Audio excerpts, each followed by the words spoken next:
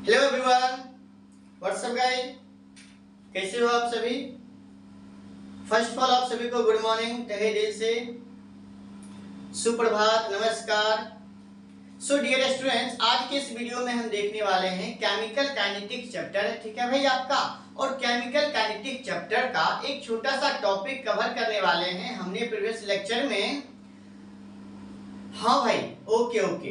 तो हमने previous lecture में रेट इक्वेशन देखा था फॉर जीरो ऑर्डर रिएक्शन के लिए। आज के इस वीडियो में, आज के इस लेक्चर में हम सीखने वाले हैं rate equation for first order reaction.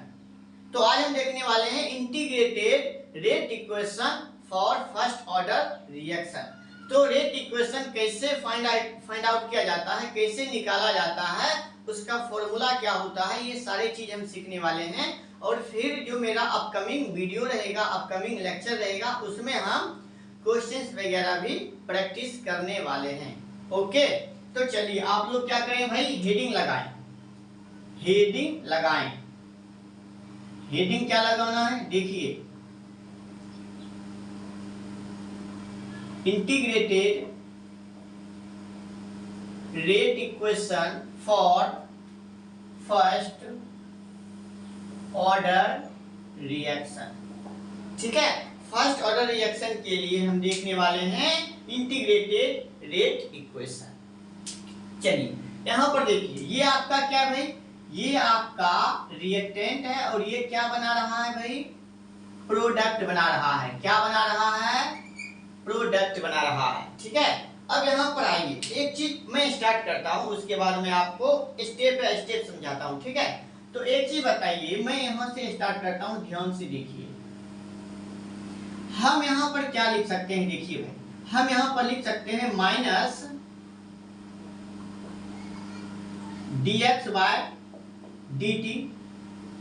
ये डायरेक्टली प्रोपोर्शनल होता है रिएक्टेंट के कंसंट्रेशन के। क्या होता है, रिएक्टेंट के कंसंट्रेशन के डायरेक्टली प्रोपोर्शनल होता है। पता, यहां पर आइए, हमने क्या पढ़ा था भाई, हमने पढ़ा था रेट जो होता है रिएक्टेंट के डायरेक्टली प्रोपोर्शनल होता है।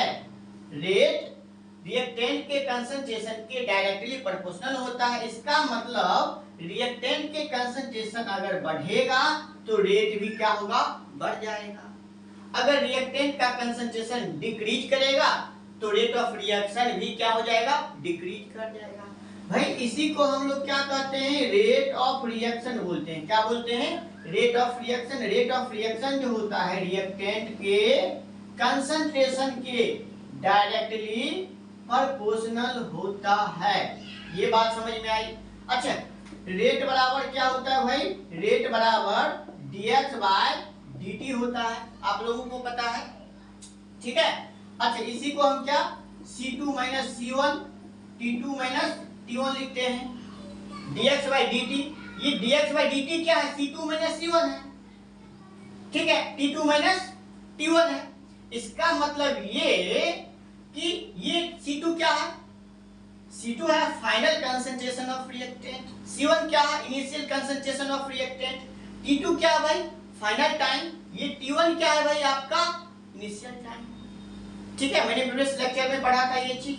अच्छा, इसको और हम क्या लिख सकते हैं, delta H by delta T लिख सकते हैं। रेट बराबर क्या, तो dx बाय dt या फिर delta H by delta T। ये dx बाय dt क्या होता है, ये होता है आपका इंस्टेंटेनियस रेट ऑफ रिएक्शन। और ये क्या होता है, एवरेज रेट ऑफ रिएक्शन। याद आ रही है कुछ, दिमाग पर जोर डालो भाई, आपने पढ़ा है ये चीज। ये चीज अगर आपको पता है तो भाई ये कुछ नहीं है, ये आसानी से बना दोगे, ये आसानी से आप आगे बढ़ते जाओगे step by step, I hope. ठीक है, ये चीज समझ में आया। अब यहाँ पर बताइए, मैंने क्या कहा भाई, मैंने कहा dx बाय dt, क्योंकि r की जगह पर हम क्या लिख सकते हैं, dx बाय dt लिख सकते हैं कि नहीं, क्योंकि r बराबर क्या होता है भाई, dx बाय dt। तो हम यहाँ पर रेट बराबर dx बाय dt लिख ही सकते हैं, बिल्कुल लिख सकते हैं। आइए अब एक चीज बताइए, मैंने कहा यहाँ पर एक चीज, हम अब x की जगह पर क्या ले लेते हैं, r ले लेते हैं। क्या ले लेंगे, r ले लेंगे, कुछ नहीं करेंगे। और यहाँ पर बताइए n की जगह पर क्या लेंगे, हम एक रखेंगे। क्यों? क्योंकि हम फर्स्ट ऑर्डर रिएक्शन के लिए देख रहे हैं, फर्स्ट ऑर्डर रिएक्शन के लिए, इसीलिए हम यहाँ पर क्या रखेंगे? एक रखेंगे। यहाँ तक में कोई डाउट नहीं होना चाहिए। ठीक है, आइए स्टेप बाय स्टेप।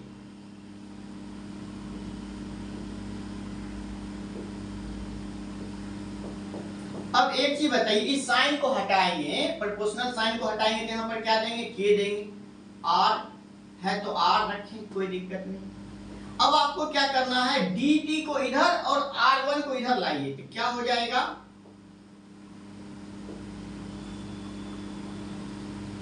तो यहाँ पर क्या हो जाएगा? r हो जाएगा। यहाँ तक में कोई दिक्कत? और k और dt को आप इधर लाएं। चलिए ला दिए। अब हमें क्या करना है? दोनों साइड क्या करना? इंटीग्रेटिंग करना है। यहाँ पर हम क्या लिखेंगे? Integrating both side. इंटीग्रेशन पढ़े हैं ना? Integrating both side. ठीक है, आइए तो हम क्या करेंगे? d माइनस डी, और यहाँ पर r है तो r, नीचे में क्या भाई? r है। चलिए ठीक है, हम क्या करेंगे? दोनों साइड इंटीग्रेशन करेंगे। k को आप बाहर रखें, क्योंकि k क्या होता है? आपका रेट कांस्टेंट होता है भाई, dt। आइए अब यहाँ पर बताइए, अब हम इसको क्या लिख सकते हैं? ध्यान से देखिएगा, इसको हम क्या लिख सकते हैं? इसको हम माइनस है तो माइनस, यहाँ पर हम लिखेंगे एल एन, क्या लिखेंगे? माइनस एल एन, और यहाँ पर क्या है आपका? आर है तो आर। ठीक है, और यहाँ पर हम लिखेंगे के टी, क्या लिखेंगे? के टी। क्यों? यहाँ पर आइए, यहाँ पर देखिए इंटीग्रेशन 1/x और dx बराबर क्या होता है? log x होता है। ये फॉर्मूला आपने पढ़ा है, ये फॉर्मूला आपने पढ़ा है। 1/x और dx बराबर क्या होता है? log x होता है। और आपने ये भी पढ़ा होगा dx बराबर x, पढ़ा होगा ना? आइए यहाँ समझते हैं। हमने यहाँ पर क्या कहा? dx है, यहाँ पर माइनस d को आप एक मानिए, और नीचे में x है तो आप r को मान लीजिए, और ऊपर में क्या है? r है, ये आपका क्या है? dx हो गया। ठीक है, तो इसका जो फॉर्मूला होता है क्या होता है? log x होता है। क्या होता है? log x होता है। देखिए ये टर्म और ये टर्म आप ध्यान रखें। ऊपर में देखिए क्या है? कुछ नहीं, तो आप एक, तो एक नीचे में r है, यहाँ पर x मान लीजिए, और यहाँ पर क्या है आपका? dx है तो dx है। इसको हम क्या लिख सकते हैं बताइए? इसको हम क्या लिख सकते हैं? 1/r इंटू, ठीक है, ये हम लिख सकते हैं, बताइए, ये हम लिख सकते हैं कि नहीं? अब बताइए, माइनस तो है 1/r, एक ऊपर में है, r को x मान लीजिए। ठीक है, और dx ये हो गया आपका dx, तो इसका बराबर क्या? तो log x होता है। तो हमने क्या कर दिया? माइनस है तो माइनस, अब हमने यहाँ पर log की जगह पर क्या ले लिए? नॉर्मल log ले लिए। नॉर्मल log होता है आपका ln, ठीक है, और x की जगह पर हमने ले लिया r। ठीक है, अब बताइए इसका जो होता है आपका फॉर्मूला क्या होता है? x होता है। तो हम यहाँ पर क्या हो जाएगा? dx का क्या हो जाएगा? इंटीग्रेशन ओनली t आ जाएगा, k तो वही है। ठीक है, आगे बढ़े। यहां समझना बहुत जरूरी है, मैं फिर से बता रहा हूं। 1/x dx इक्वल टू होता है log x होता है। ये सारा फॉर्मूला वही होता है। ठीक है, इसके बदले में हमने ले लिया माइनस है तो माइनस ln r ले लिया।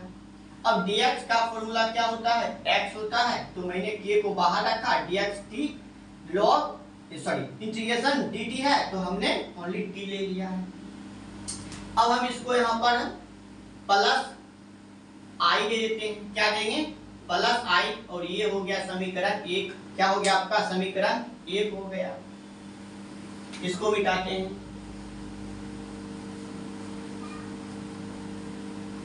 ठीक है, समीकरण क्या हो गया?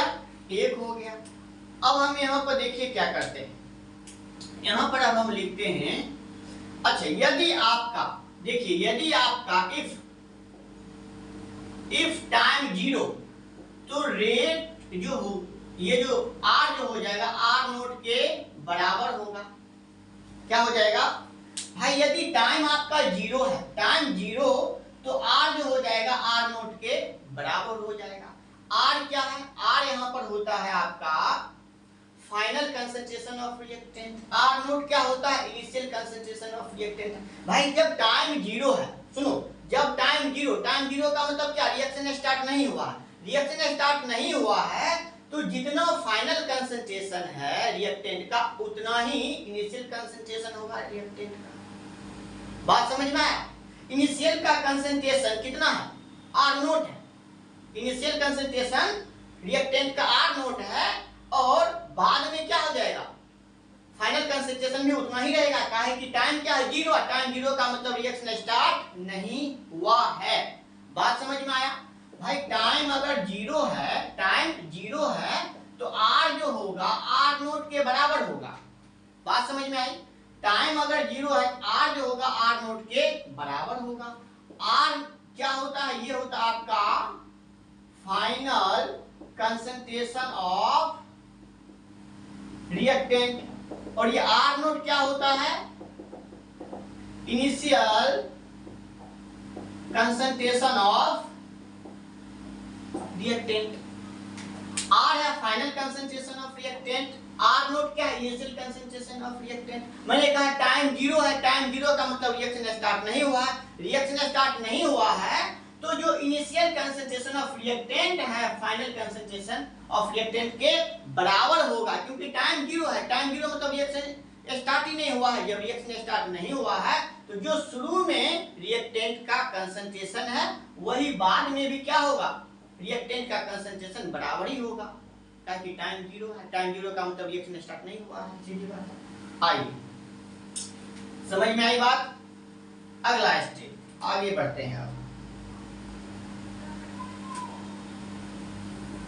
अब यहां पर बताइए, अब हम क्या करते हैं, अब एक काम करते हैं हम, ध्यान से देखिए। अब हम क्या करते हैं,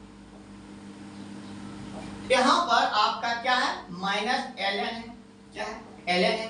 अब यहां पर बताइए R नोट की जगह, सॉरी R की जगह पर हम क्या लिख सकते हैं, R नोट लिख सकते हैं भाई, R नोट लिख सकते हैं ना भाई। तो हम यहां पर क्या लिखेंगे, R नोट बराबर, अब यहां पर बताइए K है तो K, ठीक है। अब बताइए T है तो T की जगह पर हम क्या लिख सकते हैं, टाइम क्या है, 0 है ना, तो T क्या हो जाएगा, T का यहाँ पर 0 और यहाँ पर क्या है आपका I है। कुछ नहीं किए हैं, R की जगह पर हमने रख दिया है R नोट, का है कि R नोट के बराबर होता है, इसीलिए हमने R की जगह पर क्या रख दिया, R नोट रख दिया। T की जगह पर हमने क्या रख दिया, वैल्यू 0 रख दिया। तो ये क्या हो जाएगा भाई आपका ln R नोट और ओनली I क्या हो जाएगा, I हो जाएगा। अब यहां पर देखिए हम लिखेंगे क्या, putting the value of I in equation first. I का जो वैल्यू हम रखेंगे इक्वेशन 1 में रखेंगे, क्या रखेंगे, इक्वेशन 1 में रखेंगे। इक्वेशन कहाँ है आपका, ये है। चलिए लिखिए, इक्वेशन 1 माइनस ln R है तो R K minus T plus I है। इक्वेशन 1 है, पूरा हमने यहाँ पर लिख लिया है। अब हमें क्या करना है, I का वैल्यू क्या करना है, इसमें पुट करना है। आइए करते हैं, ln क्या होता है, नॉर्मल लॉग होता है, KT, ठीक है। अब यहाँ पर आइए, देखिए I क्या है, I प्लस में है और हमने I का ही वैल्यू रखना है इक्वेशन 1 में, ठीक है। अब बताइए I का वैल्यू यहाँ पर है आपका, I की जगह पर हम क्या रखेंगे, ये पूरा वैल्यू रखेंगे। I की जगह पर यहाँ पर I है ना, I की जगह पर हम क्या रखेंगे, पूरा वैल्यू ये रख देंगे। तो यहाँ पर बताइए प्लस है, यहाँ पर क्या माइनस है, प्लस माइनस क्या हो जाएगा, माइनस हो जाएगा, माइनस बिल्कुल हो जाएगा। ln और क्या है, R नोट है। अब आपको क्या करना है, ये वाला माइनस है, ये वाला जो पोर्शन है, ये वाला पोर्शन आप इधर लाएं, तो ये अगर इधर लाइएगा क्या हो जाएगा प्लस में, तो हम लिख सकते हैं ln r नोट, और ये वाला जो पोर्शन है इधर ही रहने दें, तो माइनस ln r, और बराबर में क्या है आपका के टी है, क्या है के टी है। ओके, अब हम इसको क्या लिख सकते हैं, देखो इसको हम एक फॉर्मूला आपने पढ़ा होगा log m minus log n बराबर क्या होता है भाई, इसका फॉर्मूला क्या होता है, ये होता है आपका log m बाय n होता है कि नहीं, log m minus log n बराबर होता है log m बाय n होता है कि नहीं। अब बताइए ये जो आपका पोर्शन है, ये वाला पोर्शन आप मान लीजिए क्या है log m है, ठीक है, और ये वाला पोर्शन आप मान लीजिए log n है।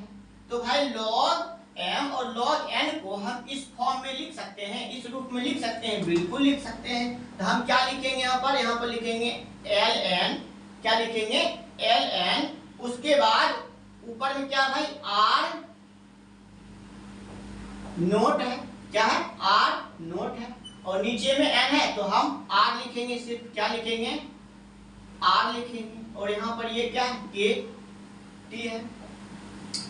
यहाँ तक में कोई दिक्कत नहीं। अब हमें क्या करना है, ln को किस में कन्वर्ट करना है, ln को हमें ln को log में कन्वर्ट करना। जब ln को आप log में कन्वर्ट करते हैं तो 2.303 log बेस 10 हो जाता है।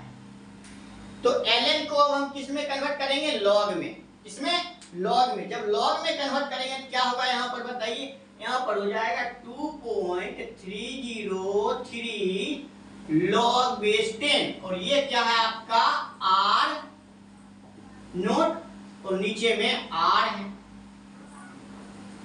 ठीक है, और बराबर में क्या है भाई।